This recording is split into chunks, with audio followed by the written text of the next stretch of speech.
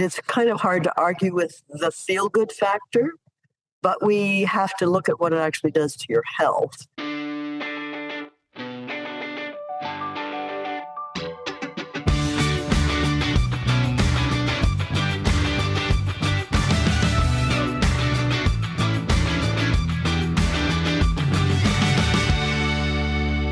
Welcome back to a Closer Look on this Friday, the 6th day of March. Big weekend. We spring forward. Spring forward, not fall back. We do not fall back. We did that. It amazes me how angry people get about this discussion. You're not. I'm just not that hotly contested. I'm not a curious person. Maybe I don't know. But they tell me I turn my clock back. I turn it back. I turn it ahead. I turn it ahead. Maybe I'm just too much of a rule follower. But I don't see the controversy. I don't really get the controversy. We get a little bit of sun in the summertime, and it's dark in the winter. I don't know. It doesn't. But there's so many people that are so passionate about this issue. They truly are, and it's funny because you mentioned the wintertime, and everybody's kind of kicking a pop can, right? It's cold, it's dark, it's gray, it's miserable, and then that first day the sun comes out, and there's a little bit of warmth, and you get that little taste, that tease. Yeah, just changes everybody. It is pretty magical. So it makes you wonder, what if you stayed with one versus the other. Yes. Of course, BC on Sunday will be the last time that they spring forward. Yes. We're going to talk about that today. Who's our guest today? Our guest today is Patricia Lakin-Thomas. She's a prof at York University who studies circadian rhythms and biological clocks. Yes, and she'll break that down for what that actually means. Yes, but she's going to give us some insight on kind of why this is such a hotly debated topic and why BC's probably not making the best move. Even though everyone else seems to want to follow them, it's probably not the best move. And just some good advice I think she's going to give us on how we handle the change. Because when you lose that hour of sleep, it does make a difference. You'll be surprised some of the things you learn from her. All right, let's do it. For decades, scientists have said that twice-a-year clock change isn't just annoying, it's actually bad for our health. Now with David Eby announcing that British Columbia plans to scrap the seasonal switch and stick with daylight saving time year-round, the debate is heating up across the country, including right here in Ontario. But here's the twist. Many scientists who want to get rid of the clock changes aren't convinced that permanent daylight saving time is the right solution. So what does our biology actually want? Brighter evenings or brighter mornings? To help us make sense of it, we're joined by Patricia Lakin-Thomas, a biology professor at York University who studies circadian rhythms and biological clocks. Professor, welcome to Closer Look. It's great to see you tonight. Very happy to be talking to you today. All right, Professor, maybe we could start with a bit of a history lesson here. We know daylight savings time was first introduced across Canada in 1918, but can you tell us why it was introduced and how we got to spring ahead and fall back? It's actually something of a mystery as to why Port Arthur, Ontario, now Thunder Bay, brought it in. We don't have a good record of why they voted for it, but it was brought in across Europe and then North America in World War I, thinking it was going to be an energy-saving move. Now, previously, it had been seriously suggested in the late 19th century by a British golfer who wanted to be out on the golf links on a nice sunny afternoon and have more time for golf. But the serious applications of it were in World War I when they thought it would save energy. They thought it would save coal used for heating and lighting.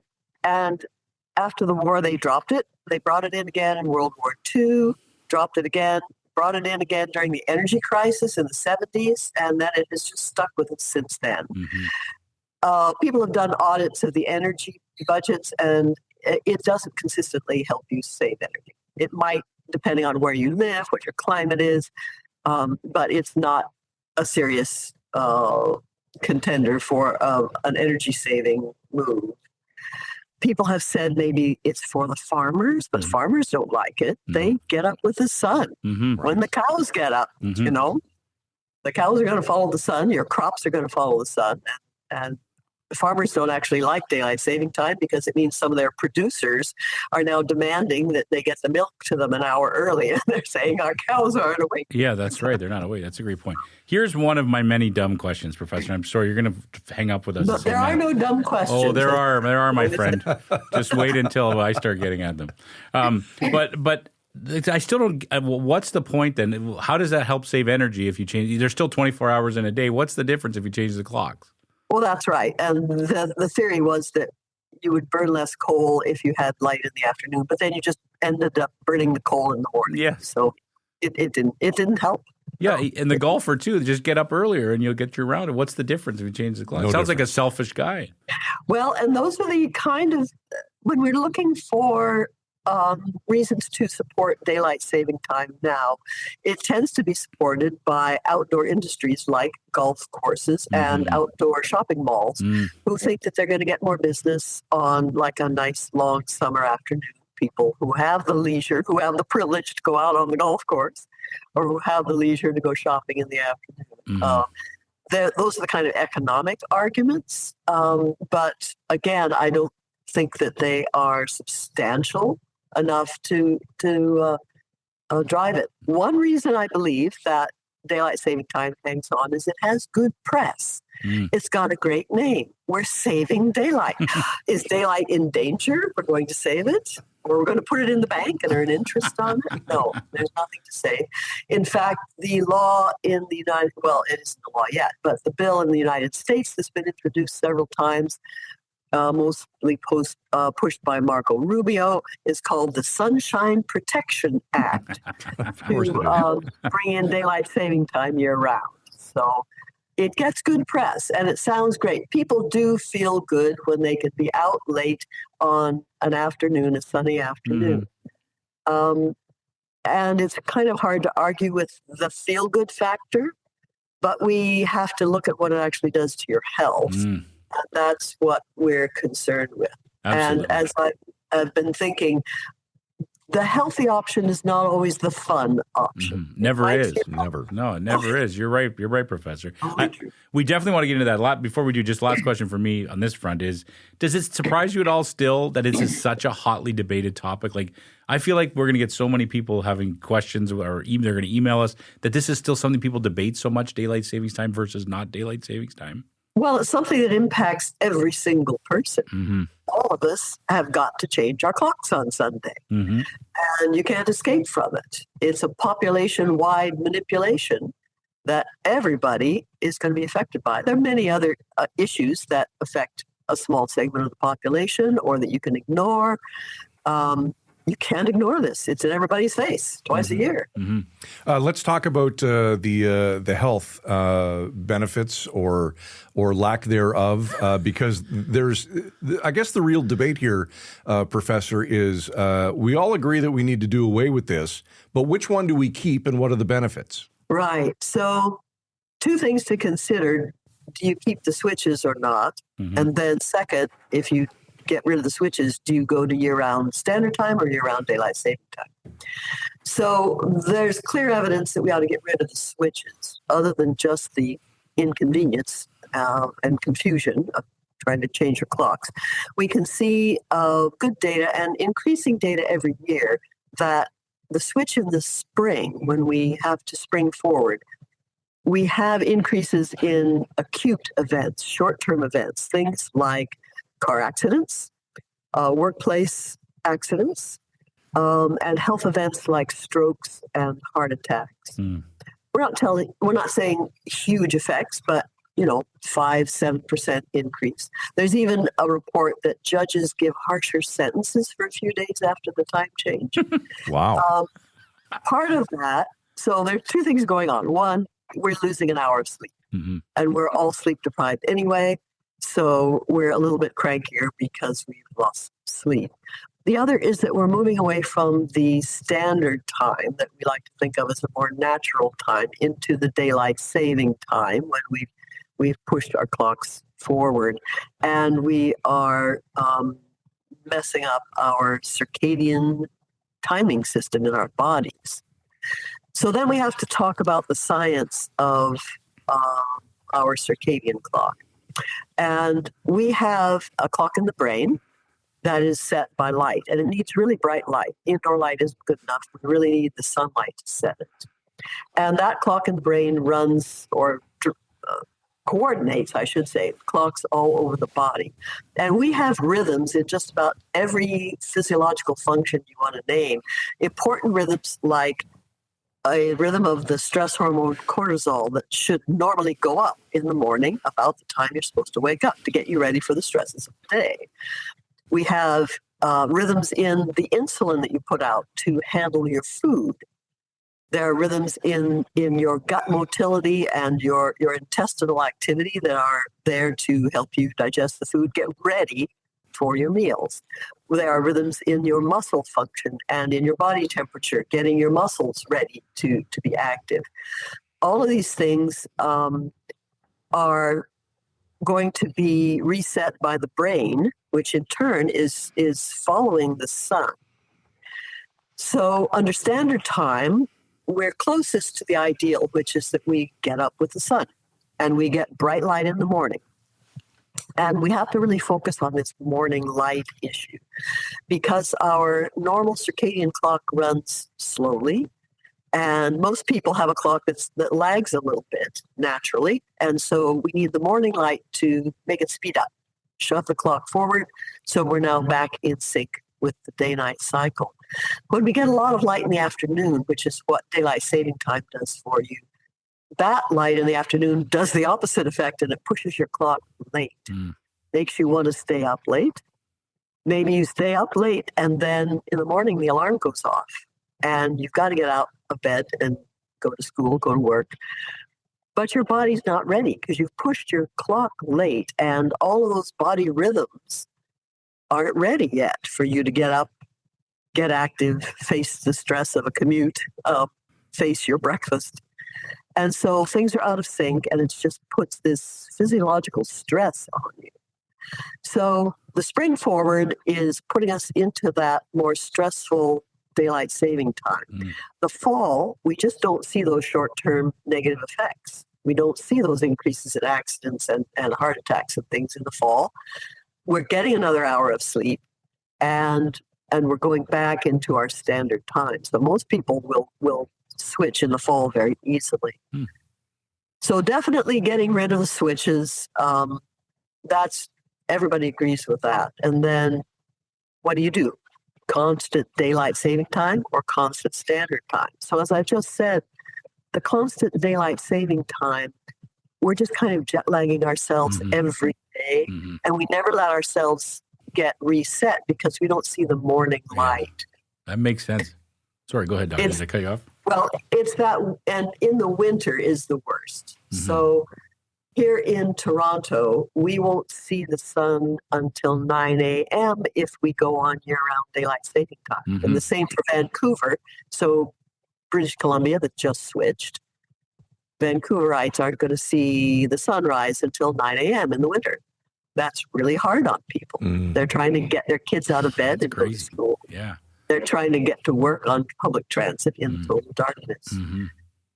So it's really the winter mornings that are going to be the toughest. And you'll never get your clock set because you'll never see that bright sunlight. Yeah, that makes sense. So I think the real takeaway message is if I'm going to be sentenced to a crime next week, I better call my lawyer and get off the docket because the judges aren't too happy right after we put our clock. That's one of my takeaways. The other takeaway for me, Doctor, is that you were obviously very surprised then that BC chose this instead of standard time. That must have shocked you. It did. We have a nationwide loose consortium of people who study circadian rhythms and people who are sleep experts and sleep doctors. And we've been pushing for quite a while for abolishing the switching and going to standard time. And we had an emergency Zoom call on Monday afternoon. Everyone going, what is going on? And we've put out a public statement. What we would like to emphasize is that there's already a move to at least get a nationwide conversation. And this is a bill, a private member's bill, introduced into Parliament by MP Marie-France Lalonde. It's passed its first reading. As a private member's bill, it's not high on the priority. But we're hoping to push up the priority for that bill. All she's really asking is for a nationwide conversation. Let's have a conference. Let's have consultation and try to come up with a nationwide strategy so we're coordinated across the country instead of various jurisdictions doing this piecemeal and in a not very well-informed way, frankly. We'd like to bring the experts in. I predict that the suggestions will be nationwide standard time year round. But we want to bring the evidence forward, and we want to have the policymakers listen to it and be able to interrogate the question and come up with a nationwide strategy. I just saw earlier today Alberta Premier Danielle Smith taking questions from a press scrum, and she's in favor of following David Eby's lead in BC and sticking with daylight. What are the discussions in our province here in Ontario? Have they been ramped up now because of what's going on in BC? What are you hearing? I haven't heard anything yet from Ontario. Now, we already have something on the books that allows the province to move to year-round daylight saving time when it's coordinated with the neighboring jurisdictions of Quebec and New York. No sign that either of those are going to be moving. Now, I've never understood the argument that we're supposed to move in lockstep with our neighbors to the north and south. There seems to be this idea that you can't talk to someone across the time zone, but we do it all the time. Yeah. Whoa, I can't talk to you. The clocks aren't aligned. Yeah, that's right. That's right. We do business across the country, across time zones constantly. So I don't see any need to wait for neighboring jurisdictions. We should do what's right for Ontario now and go to year-round standard time. I've never understood this idea that you need to coordinate. Now, one of the things that Danielle Steele had said was that she thought it might be nice if all of Western Canada was coordinated. But Right. Why? There's no real need for that, especially if you're pushing Alberta into a time zone that is going to put stress on the entire population. There's no need for that. We can work across time zone boundaries perfectly well. Well, given what's going on in Alberta, I'm surprised she doesn't want her own time zone. Yeah, that's right. She might, yeah. I was going to make a bad joke about how maybe we should be using this daylight savings time discussion as leverage in our next free trade negotiations with the United States, but maybe we'll keep that out of it. That's probably not something you want to wade into, Professor. It is fascinating, though, because you mentioned the Ontario, it's on the books that if New York and Quebec change, Ontario can change, but you're saying that it's for daylight savings time in that scenario as well, not standard time. Yeah. Why is nobody listening to the obvious evidence that you're saying? Again, I think it's good press. It sounds good. Daylight saving sounds nice. We tend to talk about standard time as winter time. And we tend to talk about daylight saving time as summertime. And you tell people we're going to go on year-round summertime, and they go, "Oh, great! It's going to be warm and sunny all January, right?" Sorry.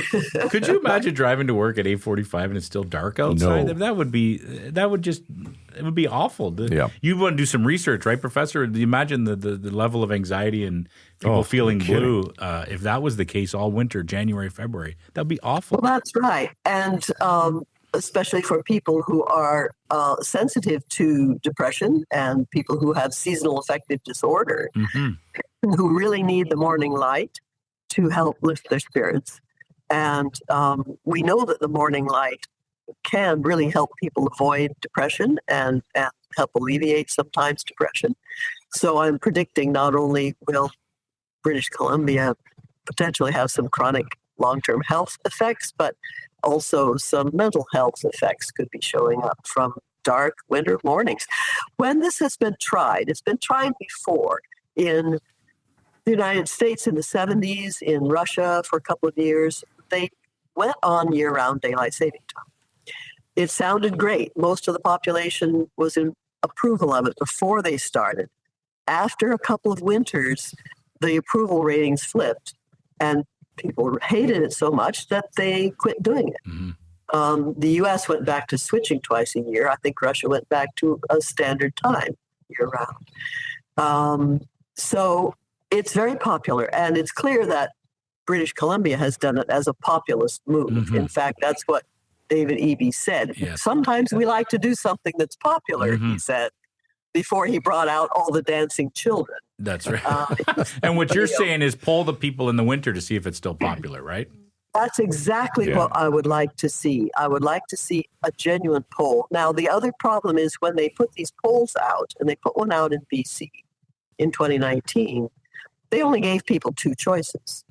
Would you like to stay switching twice a year, or would you like to drop the switches and go to year-round daylight saving time? They don't give the third choice, which is year-round standard time.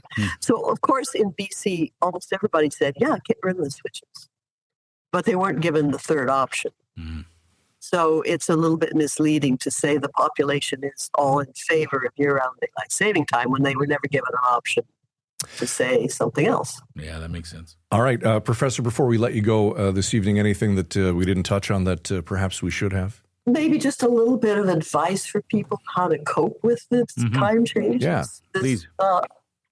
This weekend, if you had been able to get ready a few days early, you could have started changing yourself about 15 minutes a day.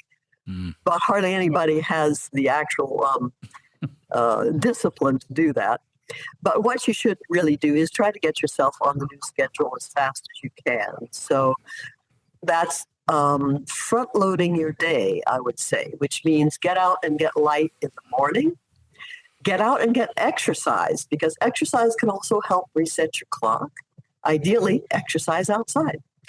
And front loading your food, because food can also reset your clock. So your meal timing, you should get on a regular meal schedule. And more of your calories on the first half of the day, and not eating late at night, which can mess up your clock timing.